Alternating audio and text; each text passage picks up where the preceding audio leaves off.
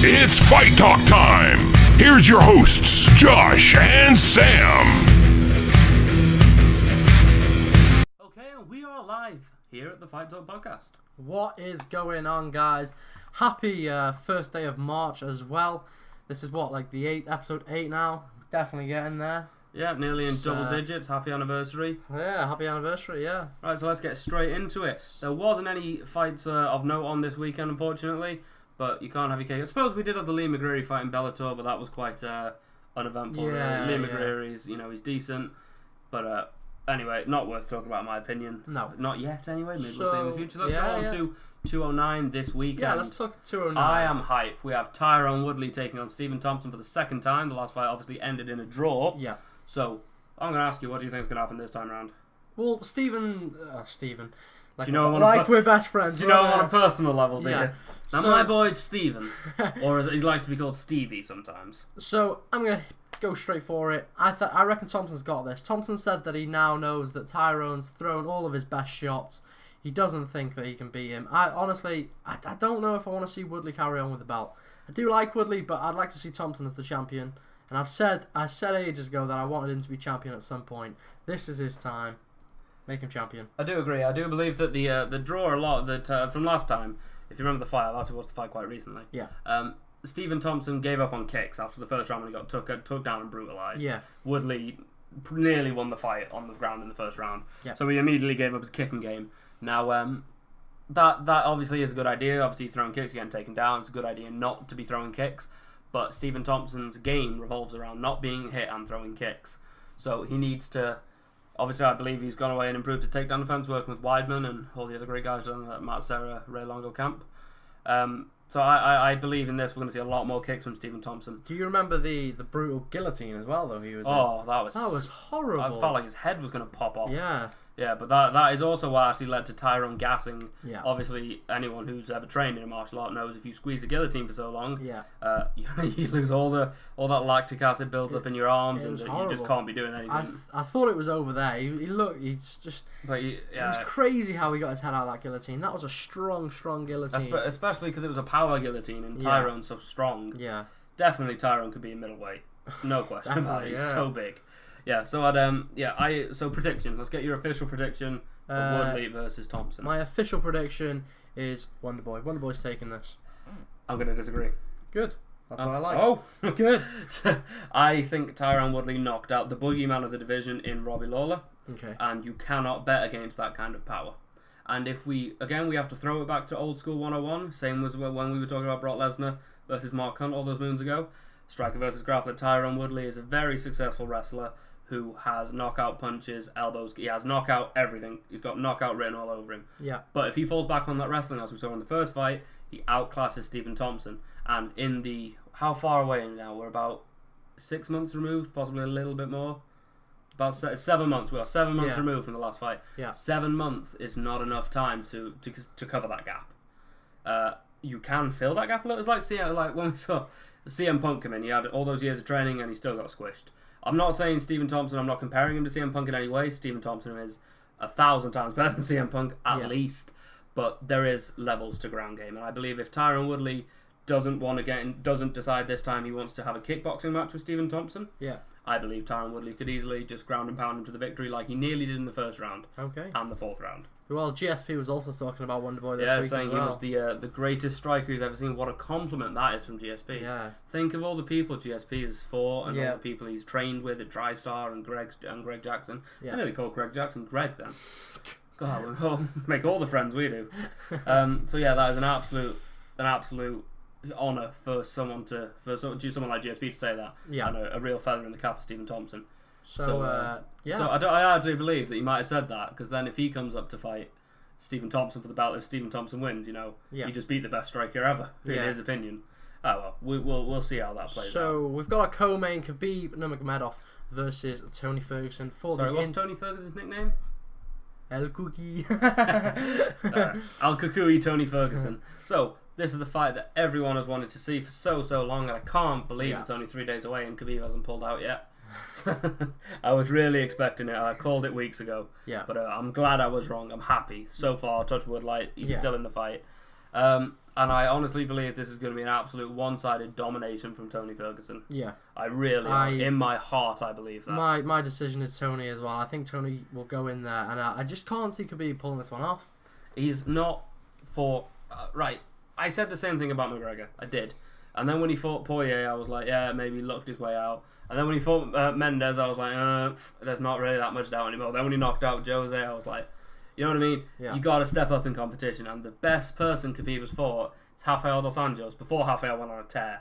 Yeah. After that is Michael Johnson. And like I'm pretty sure we've done 8 episodes now, and 8 times I've spoken about this. Yeah. Michael Johnson wobbled Khabib. Yeah. Michael Johnson is not a deadly striker like a Tony Ferguson, like a Lando Venada, like a Conor McGregor. Yeah. So, and if someone like that hits you, you can't get away with it. Yeah. I believe this I'm going to go deep. I'm going elbow deep. Oh, shit. Tony Ferguson is going to rock Khabib on the feet and finish him with his famous front choke or a Darce choke. With a Darce choke, that's what I'm thinking. Maybe a Darce choke. Well, if you look at his record, it might as well just be a Darce choke. He loves that Darce choke. It's because he's so, like we saw with Venada, he's so tall for a lightweight. He could fight a middleweight comfortably. He's so big. Let's have a look. How tall is Ferguson? It's got to be at least 6 foot. Yeah, he is pretty tall, I'm sure. Yeah, 5'11". 5'11". So 1 inch off 6 foot. Yeah. So, and to fight a lightweight, that's incredible.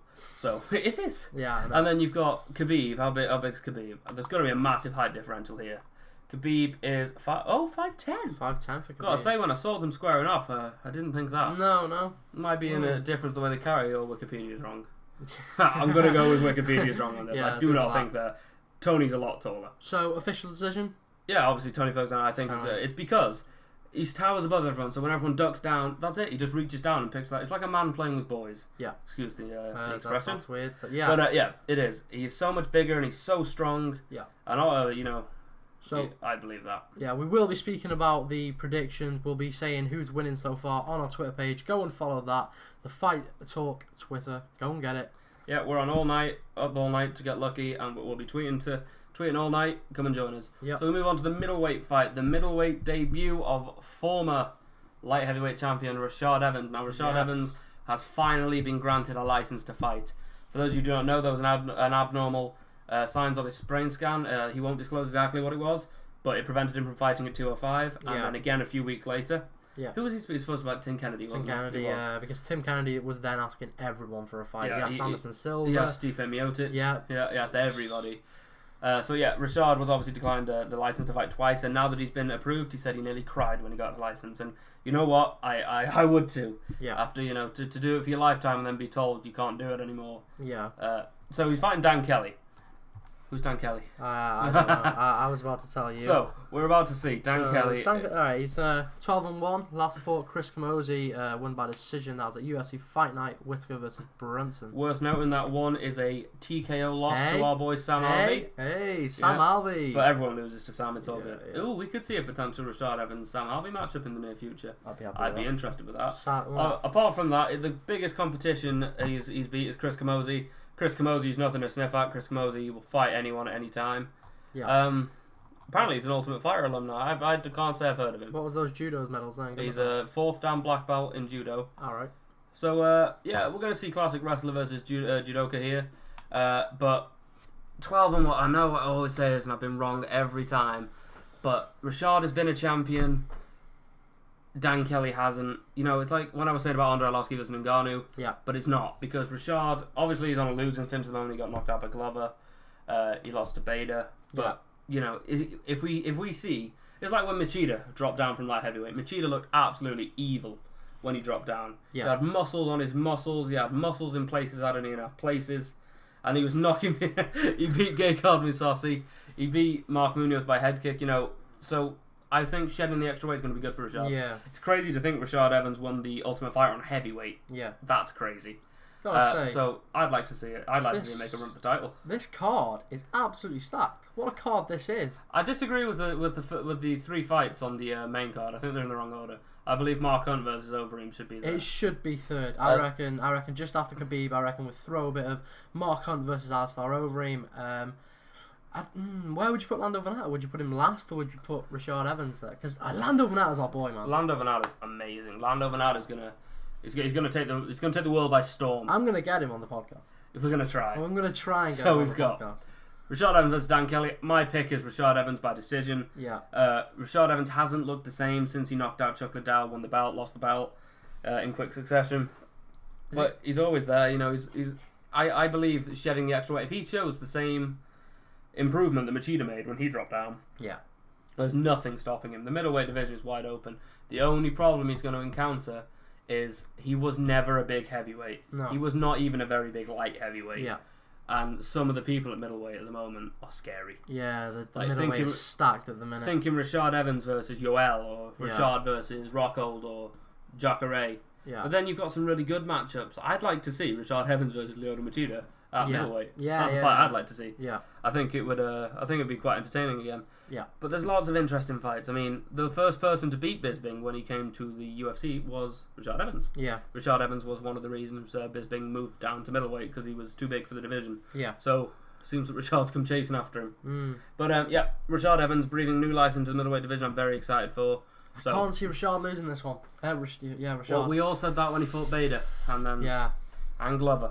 Not that I'm trying to get you to pick Dan Kelly. Do I go for Dan Kelly and mix it up a He little is a bit? Brazilian Jiu-Jitsu black belt. I'm gonna go for Dan Kelly and mix it up a little bit. All right, we'll see. So that's Thompson. We've both got Tony. Oh no, you went for Woodley, didn't you? I did. And I've gone for Dan Kelly. So mix it up a little bit. So- Just a note: I won the last one because I did not get one wrong. I hope you're ready for this again. Thank you. I hope you're ready. Right, so we move on to our boy Groovy Lando Venata versus David Teemer. Cannot wait to see Lando get back. in Yeah, there. it's more like when Tyson or Ali fought. You just tune in. Lando Venata, obviously, he showed up on 2 weeks' notice and gave Tony Ferguson the biggest ass kicking he's taken in the UFC. Yeah. And he still lost the fight, but goddamn did he go down swinging. Yeah. And I honestly, please go and watch that fight and let me know if you disagree with me on this. I like to hear feedback. I believe that fight should have been stopped in the first round. You remember what that fight was? Yeah, Tony yeah. didn't have his legs under him. He didn't know where he was, and it was just rolling around the range. Could you imagine if Lando won that though? It just shook up the world. We could have seen a Lando versus Khabib. Oh no, I want to see Lando versus McGregor. How good of a striking clinic would that be? It would be good. Yeah. Yeah. So and then for those of you who didn't know, Lando Venata then bounced back from his loss, if you want to call it that, to Tony Ferguson. Yeah. And then won by back roundhouse. Yeah. Spinning hook kick. Crazy. What's going on with that? Yeah, and he said he didn't even feel the kick connect. That's how fast he was going. Yeah. So Lando Venata, future champion in my eyes. What a Cinderella story it'd be if Lando wins and challenges for the belt that Tony was going to win. Yeah. What full circle that'd be. Yeah.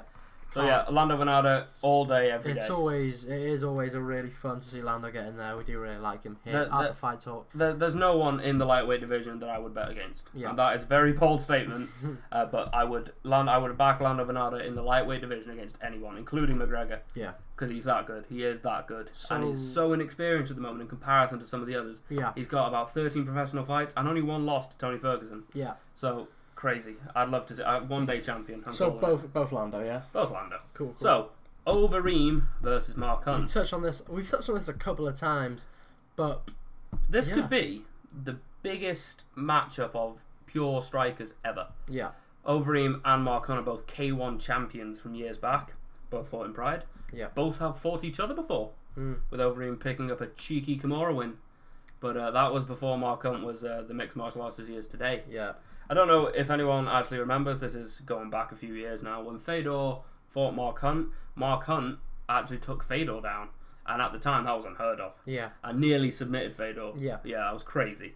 So, Mark Hunt has definitely grown since then. And, this is a weird one. This is yeah. Because Overeem's looking good at the moment. When he's good, he's great. Yeah. When he's not, he's the worst thing ever. Yeah. Like, obviously, Overeem has been I believe all of his losses in the UFC have been knockouts. Should we have a look? Yeah, we're gonna have a look. Go on, let's have a cheeky look. That's literally off the top of my head. So obviously last time he fought Stipe got knocked out UFC. That wasn't a knockout. 3. That was a near-death experience. And then before that, Ben Rothwell beat him at Jacare versus See, now, Chelsea. talking about that, Ben Rothwell was winning that fight. Overeem was battering Rothwell. Yeah, yeah. But all it takes in the heavyweight division is one. Then he lost to Brown via that. But again, he was winning that fight. Who loses to Brown? Yeah. Yeah, but he was go back, hold on. Let's have a look. Yeah, I am correct. Yeah. Every loss has come by KO. Yeah. Yeah, but we got a couple of submissions here. I'm talking about in the UFC. Right. Back in the day, this is when what we're looking at now is when Overeem was in the light heavyweight division. Okay. But then he obviously did his cycle on the old carrot juice, and now he's a lot bigger than he was. Yeah. But yeah, when Overeem is on, he's really on. He's great. When he's off, he's just not. He doesn't belong anywhere. No. So we've seen greatness. We've seen like he beat Lesnar. Yeah. Beat Verdum. Round of applause. Yeah, he does hold a win over Fabricio Verdum. That was quite a lackluster fight, to be honest. Beat Nelson by decision. Stefan Struve KO. So let's talk about these. We got the Frank Mir fight. The Frank Mir fight was quite lackluster. He needed a win, otherwise he was going to get cut. So he kind of lay and prayed on Mir. Yeah. Then he lost to Rothwell in his next fight, in a fight that he was dominating for the 2 minutes it lasted. He was doing really well. Then he beat Stefan Struve by knockout, and that was it was a decent fight, I suppose. It was quite good. Yeah. Did enjoy it. Did go on a 4-fight win streak. And then he had Roy Nelson, and in that fight he battered Roy Nelson's lead leg. Yeah. But the one punch that Roy managed to land floored Overeem. Yeah. And Roy nearly finished the fight. Yeah. So it's generally considered that Overeem has a bit of a glass jaw, but in the heavyweight division it doesn't matter because you get hit, you're done. Yeah. Then he knocked out Junior Dos Santos, and I personally thought that fight was never going to happen, and I didn't watch that fight, and I was very sorry I didn't, because I was so shocked when I looked on Reddit the next day and saw that Overeem won. I was absolutely dumbfounded. I just thought JDS was head and shoulders better. And then obviously he did his karate kick and punches to knock out Andrei Arlovski. So he did string a fair few wins together. Yeah. Yeah, but so if we look at Mark Hunt as well, we look at Mark Hunt. His last loss was obviously to Lesnar. 200. Yeah, said he'd never fight again, but here he is. It wasn't even a loss. He got turned to a no contest because Brock was popped for whatever it was. So before that, he beat Frank Mir by knockout. That was obviously Hunt versus Mir. Antonio Silva before that, and then he had 2 losses to the current champ, Stipe Miocic, and then Fabricio. So, again, it's very similar with Mark Hunt as it is to Overeem. The main difference being Mark Hunt could be hit by a 2x4 with a grenade on the end attached to a nuke, and he wouldn't fall. But if you look at his UFC career, it's very hot and cold. When he joined, he got tapped out by big sexy Sean McCorkle. Sean McCorkle actually broke his arm with that straight armbar. If you haven't seen it, it's very weird. From guard, managed to pull an armbar using only his hands, and that's very odd to see in a heavyweight fight. Obviously, then he fought Chris Tuxia, and good God, if you've not seen that fight and you're squeamish, just don't. Oh my God, Chris Tuxia's eyebrow is hanging off. The referee says to the referee, "There's something in my eye," and the referee says, "That's your eyebrow, mate." And it's so disgusting.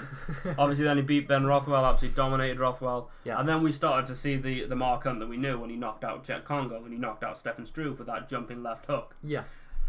Then came the Junior Dos Santos fight, which was the fight that was really going to push him for the title. And obviously, he got spinning hook kick knocked out. That was more of a calf, wasn't it? Weird, that one. It was a mad one. I suppose JDS is a big guy, and even a little bit it's gonna do you. But it was a weird one. Then he had that fight of the bloody decade with Antonio. If you haven't seen that is the single greatest heavyweight fight in the history of the world. Yeah, it was so good. They gave everything. And then afterwards, Mark Hunt's son came into the ring, and it was really awkward. Yeah. And then obviously he knocked out Roy Nelson, and let me just put a stamp on that: no one knocks out Roy Nelson. No one. Not even Chuck Norris could knock out Roy Nelson, but Mark Hunt did it with a beautiful uppercut. And then he obviously fought for the interim title against Verdum. Yeah. And he was winning that fight. He wasn't just winning that fight. He was going to win it. There was no question. He knocked Verdum down multiple times. At one point, he even got in Verdum's guard. Yeah. And managed to survive. Yeah. That's not bad. Fedor Emelianenko could not survive in Verdum's guard. Mark Hunt could, though. Yeah. Figure that out for MMA math. Then obviously he fought Stipe and got ground into a fine pink paste by Stipe. Yeah. Stipe put him for the grind. I didn't think we'd see Mark Hunt again. No. And then obviously came the Antonio Silva round, the second fight with Silva, and Silva just looked like a walking punching bag. He was I remember. Really not on his game that night, and he got knocked out. Yeah. Then you had that was actually on the fateful Ronda Rousey card, wasn't it? When Rousey lost the belt. Sad times. Then we got Frank Mir. And he hit him with that piston of a right hand, and then just you're done, and walked away. Just walked off. That famous walk off knockout was just incredible. So there came the Brock Lesnar fight we all talk about. Yeah. I'm gonna point it out there again. That fight paid for my driving test. Yeah, we did win a lot of money. Yeah, we won a lot of money on that. Yeah. A lot of people thought Mark Hunt was gonna walk through Lesnar, but WWE champ represent, bro. So the question is Mark Hunt gonna hit Overeem? There you go. Because if Overeem hits Mark Hunt, I'm going to be very surprised if Overeem can knock out Mark Hunt. Yeah. Because I've seen Mark Hunt you could hit him with a car and he'd be fine. I'm gonna go out there and say Mark Hunt will win this. It's one of them, innit? It's a crazy one. It is. I like Mark Hunt. I really do. But I'm gonna have to go with Overeem. Overeem has the reach. He has, I don't want to say better kickboxing experience, but definitely more. Yeah. He has a lot more professional kickboxing bouts than Mark Hunt does. Yeah. He's fought the better competition in mixed martial arts. I believe that would be fair to say. Yeah. He hasn't necessarily beaten the better competition. He's just faced the better competition. Yeah. So yeah, I'm gonna back up Overeem in this. I'm not saying KO. Possible submission. We could see that guillotine that Overeem used to be famous for. Yeah. Because Mark Hunt has got a big head. Yeah. I don't know how you'd submit that neck. His neck is as big as my waist, and I'm a big guy. You can't use hula hoops; it gets stuck. Yeah. Yeah, right. So that's our prediction. So I've gone with Woodley, Ferguson, Venata, Rashad, Yeah. and Overeem. Indeed. Yeah. Right. So we're going to talk about the next event. We'll talk about Belfort in a second. I'm just quickly having a nosy on the next couple of events. Alright, so yeah, the next one after 209 is Belfort versus Gastelum. This card's a bit messed up on Wikipedia. I don't know where. It's a strange one. So is it just one big card, one big main card? The fight ends at Betchko Hair. That's the main card. Yeah. Fight. So we got Vitor Belfort versus Calvin Gastelum. Yeah. So there's a lot of back and forth going on this. I don't mean between the fighters. I mean between the fans. Vitor Belfort says he's never felt better. Everyone else in the world disagrees. Right, what's he getting popped for? I don't think he'll get popped. I think he is legitimately clean. Yeah. His wife said it best. She said, Vitor used to make millions of dollars per fight. Vitor only now makes thousands of dollars per fight. Yeah. He's doing it as a hobby. He doesn't need to fight. He's got money. He's a millionaire. Doesn't need to do it, but he's doing it. Yeah. Credit for that, if you do what you like. Yeah. Even if, it's going to get you hurt.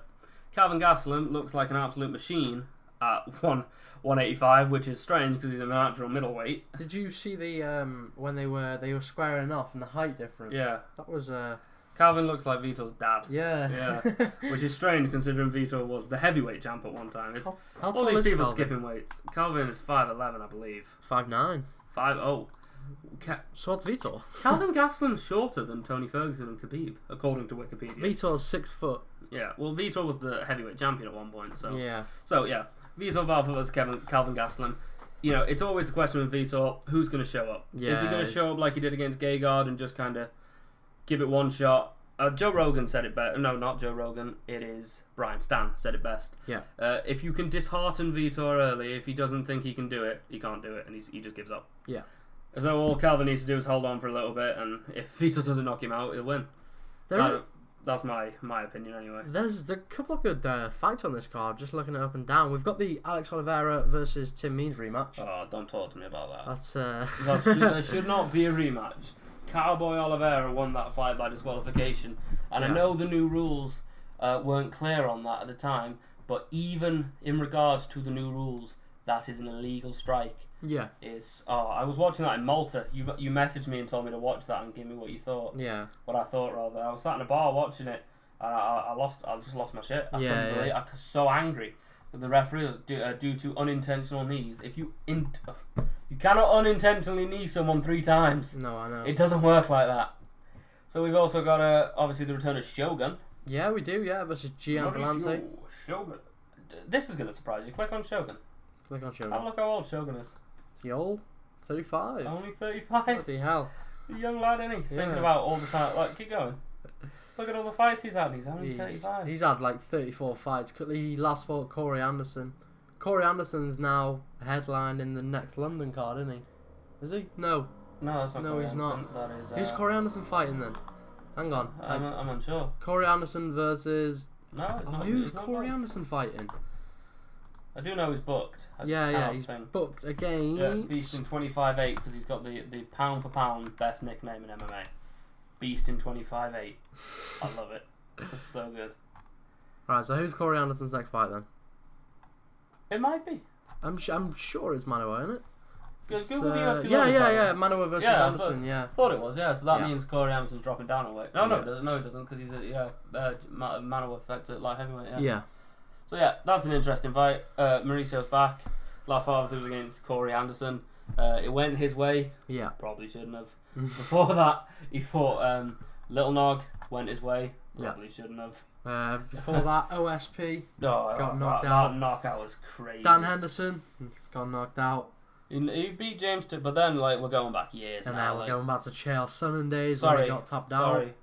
Chael P. Sonnen. Sorry. Chael P. Sonnen, where he got that cheeky guillotine in, Sonnen did. That was so cool. Before that, lost to Gustafsson by decision. Gustafsson's just been announced against... Glover Teixeira in the UFC's return to Sweden. Yes. In his hometown. And remember what happened last time he fought in his hometown? Rumble shook him.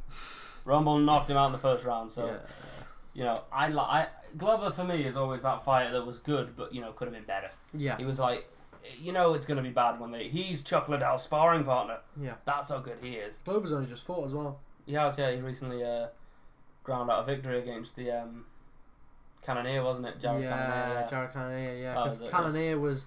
It looked like he was going to win it. Smashed him on the feet, and then when he took him down, and he was even talking to DC, weren't he? He spoke to him the night before as well. Yeah, he was good. He was a good fighter. He was not good enough for me. I fight you. Yeah. All right, calm down. Right, so obviously Mauricio Shu is coming back against. Go on, have a go with that. What's that? How do you say that? Gian Vellante.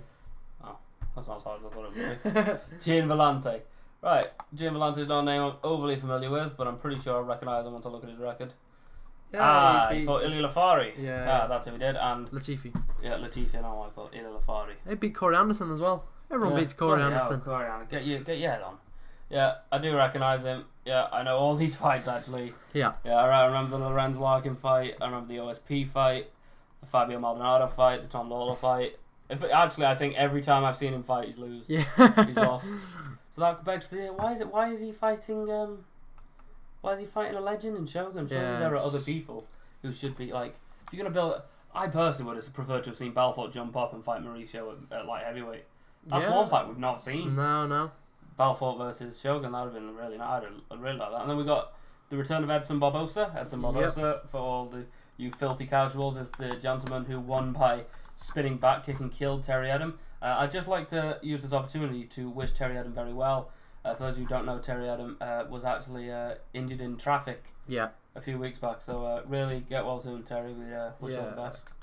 Fellow British man. Yep, indeed. So, then we've got obviously Edson Barbosa's coming back against Benil Dariush. Benil Dariush, I recognise him for two reasons. He has a massive nose. Please don't come and find me and beat me up, but he has a massive snozzer. And he was very, very arrogant at the weigh-ins and he got knocked out in the first fight. So, I do remember. So I don't actually remember. Let's have a look. When did he last fight? Benil Dariush. Dariush Go back last. up. Is he the gentleman? Yes, he is. Yeah, look at that nose. Got nose for days. Bloody hell. Yeah. So his last win was a decision win over Rashid Magomedov. Before that, I fought James Vick. James Vick's just come off a win as well. Yeah. James Vick's a big guy. He has actually fought and beat some decent competition. He beat Jim Miller, Michael Johnson as well, yeah. Michael Chiesa is his only. He's had a submission loss and a TKO. But to Ramsey though. Ramsey was really good back in the day. Ramsey Najam. Yeah, Ultimate Fighter alumni. Yeah. But yeah, he's actually got a weakness for Ultimate Fighters. Mike Chiesa was a Ultimate Fighter winner as well. A weakness. So yeah, I'm gonna go with Edson Barbosa. Edson Barbosa is the only fighter in UFC history to have 2 wins via leg kicks. Yeah. And I remember I called that. Do you remember we watched that fight together? And I said 3 more leg kicks and he's gonna be out. And in 3 leg kicks I was right. And I was so happy because I thought I was talking on my ass. We'll probably call the predictions on this next week. Yeah, these are just the looking. We've got also there the flyweight Jussier Fimaga versus Ray Borg. Ray Borg's recently fought as well. Ray Borg's an amazingly talented grappler. Yeah, I do like Ray Borg. Yeah, he's got pound for pound the best name in the flyweight. Yeah, last fought at 207. Mike Goldberg's very last show against Lewis Smoker. He got that decision win. But he did miss weight. Yeah. So that matters. That matters. Yeah. Because a lot of people think he intentionally missed weight. Yeah. To gain an advantage over his opponent, and if he did, that's wrong. Yeah, it is a bit wrong. Yeah. Very disrespectful. It's very disrespectful to miss weight anyway. Yeah. But to miss weight on purpose is very, very disrespectful. Anyway, that's in the past. I'm excited to see him fight again. We've got Formiga, who just come off a win against Dustin Ortiz by decision. September the 24th, that was. Before that, he faced Henry Cejudo. Cejudo. That's what I meant. Decision. And before that beat Wilson Reese as well. So If we're looking at this now, all I can see is that his losses are to the last 3 title challenges. yeah, Josh Dodson. Josh Dodson. I just love my own name. John Dodson, Joseph Benavidez, and Henry Cejudo.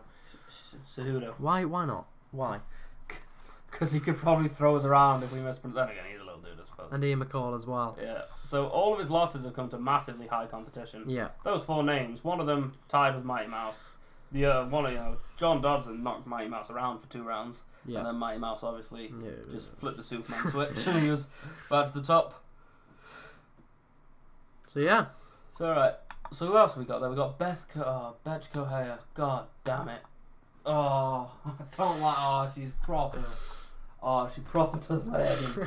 She's so unathletic, and there's not a problem with that. I'm not very athletic, but god damn it, if you're not athletic, embrace it. Have you seen her stood in the square with the 4 lights, and she has to like turn the lights off? Yeah. And she's like, the light, and then she jumps forward twice. Oh, she just done it. And when she shit herself when Ronda knocked her out as well, that was just Yeah. yeah, Nice. that does my So nut in that. at the very bottom of this card, we also have Joe Soto fighting against Rani Yahya. Right, for those of you who don't know, Joe Soto is former Bellator champion. Yeah. Yep. He came into the UFC. He was supposed to fight on UFC 177 on the prelims. Henan Barrow couldn't fight due to a bad weight cut, so he stepped up and fought TJ Dillashaw on a few hours' notice. Yeah. So that's incredible Yeah, for the belt, yeah. for the belt no less. Yeah. Yeah. And he didn't win. He didn't do too bad. Did he win the Eddie Bravo Invitational? I'm not sure. I can't remember. It says he was a finalist, but that doesn't No, mean if he was a wins. finalist, he didn't win it. Which is strange. 'Cause I do watch the Eddie Bravo Invitation. I've watched it from time to time. Yeah. Eddie Cummings. No, he did. No, he did not. No, he didn't beat Eddie Cummings. No. Eddie Cummings goes for your legs, man. Eddie Cummings will take your legs and beat you with them. Yeah, but funny on that, he did win his last fight by heel hook. So Yeah. right, so Joe Soto is one of the most underrated people in the division, and at any time could just soar back up the rankings. Just tap you out. He's also got hands, man. He's got so fast. Yeah. So I'm excited to see Joe Soto fight. Yeah, I'm excited to see him. It's annoying though because he always seems to just slip under the radar because Yeah. he's not like a massive household name yet. No. So it's nice to see him. And we've got 2 things I'd like to talk about. So yeah, I've got something as well. We've got UFC 211. What a card this is shaping up to be. We spoke about UFC 210, but we're going to speak about that next week. UFC 211 is shaping up to be a massive card. The best card of the year so far. Like, yeah, but then 210 as well. It's in contender with 210. And then again with this card here, 209, 210, 211. It's just... Well, let's talk about UFC crazy. 211. Well, Damian Maia accepting a fight against Jorge Masvidal. I know, what? He doesn't need to do that. What that makes me think though is that GSP's kind of like wiggled his way into that welterweight title Yeah, picture nice and quick. I saw Ariel Hawani speaking about it. I think it was yesterday it was, and he was talking about how Damian Maia had accepted this 4 days before the obviously the title's defended. Like, so I don't know. I remember when Masvidal called out the entire division after he knocked out Cerrone. He was like, I bet 50k you can't find anyone to beat me. yeah. And the first person that popped into my head was Damian Maia will strangle you. So this card goes Stipe and Thingy, Santos. and then you've got Joanna defending a belt as well. Sorry, Joanna Jędrzejczyk. say again. Joanna. Joanna Jędrzejczyk? Yep. Spell it without looking. Spell it. Yeah, go on. Competition right now. Joanna. Go on, look, you look up and I'll tell you if you're right. Go on. Alright. Jedrej. No, you're wrong already. There's a Z in there you've missed. There's a Z. There's a Z, a 3, a 12, a 9, a Batman symbol. 0.57. So, yeah, on that fight, we got Fabricio Verdun versus Ben Rothwell. Finally, I've wanted to see this fight for so long. Yes. Yeah, obviously, this is going to be the night of heavyweights, I reckon. Obviously, you got Joanna on Reddit, we call her Joanna Champion. Let's just call it Joanna Champion. Yeah, so if she loses the belt, God help us. Joanna.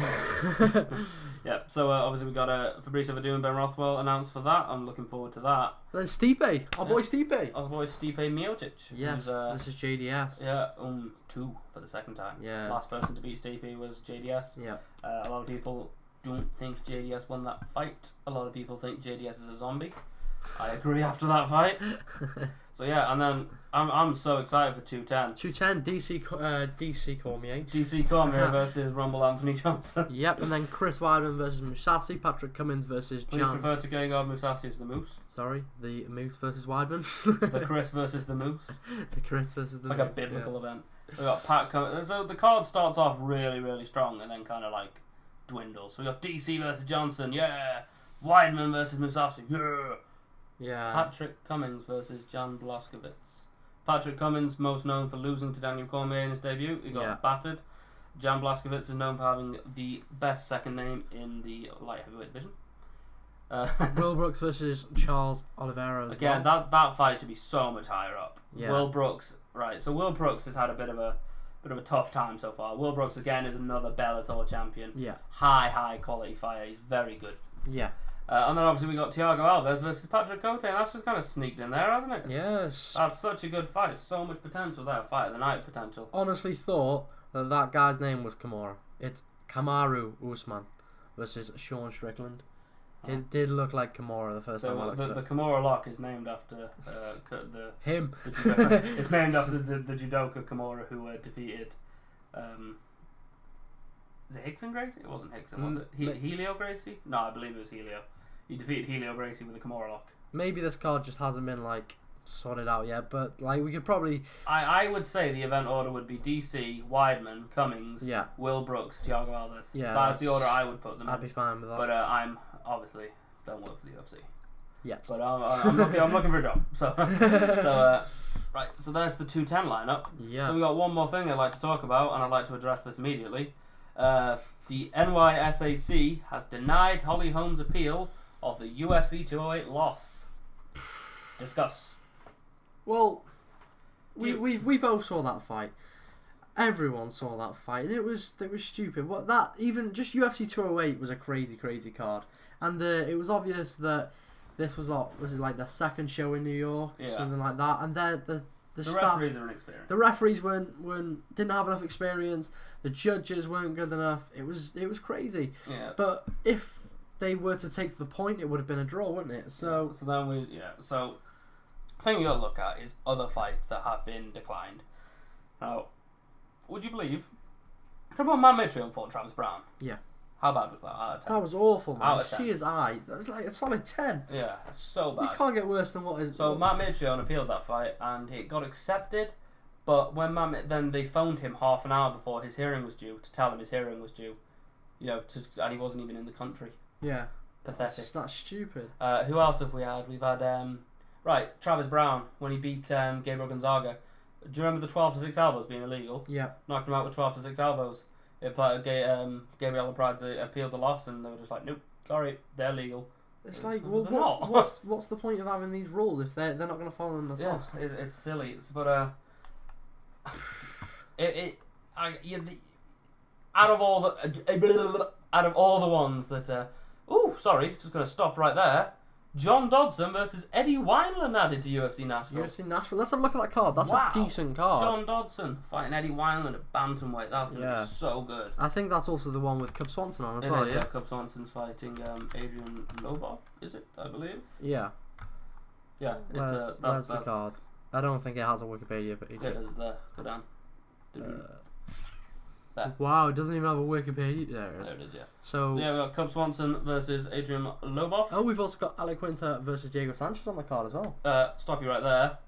Talis Leahy's Sam Alvey. Hey, Sam Alvey. Oh boy. Dustin Ortiz is on the card. Yes, quite a strong card. But oh wow, OSP's fighting again. When did that happen? When was that announced? Oh, he just kind of slid in there, didn't he? Wow. OSP's fighting Marcos Rogeria de Lima. I'm assuming that means Rogerio. Because that's the same as Rogerio and Nogueira. Yeah. De Lima. So that's quite an unknown fight for OSP. But you got to get back in the win column. And I'm just so excited about John Dodson versus Eddie Wineland. That's going to be insane. Yeah. I like Quinta versus Diego Sanchez as fight of the year written all over it. Talis Leahy's versus Sam Alvey is just always going to be entertaining when Sam Alvey fights. And then we've got Cub Swanson, Killer Cub Swanson, versus Adrian Lobov. Yeah. With a win, I wouldn't mind seeing Cub fight for the belt. I would love to see Cub fight for the belt. I love Cub. The only problem is the current belt holder is Jose Aldo or Max Holloway. both people finished Cub Swanson. Max Holloway Yeah. with a choke, Jose Aldo in 7 seconds with a double flying knee. Yeah. So that's the question. I believe Cub's improved though. I think Cub's a lot better than he obviously was when he fought them two. Obviously, he's coming off a great fight. Well, a fight of the year, we could say, possibly. It was such a great fight against Doo Ho Choi. Yeah, it was good. The Korean Superboy definitely knows how to just bite down his mouthpiece and trade. But yeah, Cubs' last 2 losses to Frankie Edgar and Max Holloway were both submission losses. Frankie Edgar's loss came with only 3 seconds left in the fight. Yeah. But Cub said he was going to break his jaw. Cub knows what a broken jaw feels like. He would rather be that person who tapped out with seconds left than that person with a broken jaw who can't fight. Funnily enough, though, a few weeks later, Mighty Mouse broke the record, tapping out Koro Horiguchi with 1 second left, I think it was, something similar. That's crazy. Yeah. But before we end, let's just speak about UFC 204 was obviously our boy Bisping, wasn't it? It wasn't. That was a great card. We were there in Manchester for that one. 205 was the New York card, the first ever New York card. McGregor obviously headlining with Eddie Alvarez. And yeah, that was a great card as well. 206 was the Cub Swanson card. Yep. Great card. 207 was... You know it was a good fight when you call it the Cub Swanson card, because even though he wasn't the main event. 207 was Ronda's obviously comeback against Amanda Nunes, and also Dominic Cruz versus Cody Garbrandt. Cody Garbrandt, yeah. 208... let that one slide. Slip that under the rug. You got to give a sacrifice to the MMA gods. Yeah. 209 we've got this weekend. It's going to be amazing. 210 looks really good. UFC Nashville looks good. You've also got the London card. What a time to be alive! It's a great time. If we ignore the London card. Yeah, The best, if I was going to watch the London card, it would be to see Brad Pickett's farewell. Yeah. Brad Pickett has given his heart and soul to this sport, and he deserves to. I think he deserved to be the main event. Yeah. Yeah. That's just me. What do I know? So yeah, thank you very much, guys, for joining us here again at the Fight Talk podcast. Yeah. I guess we'll see you again next week. Thank you very much. Thank you very much, guys. I'll see you soon.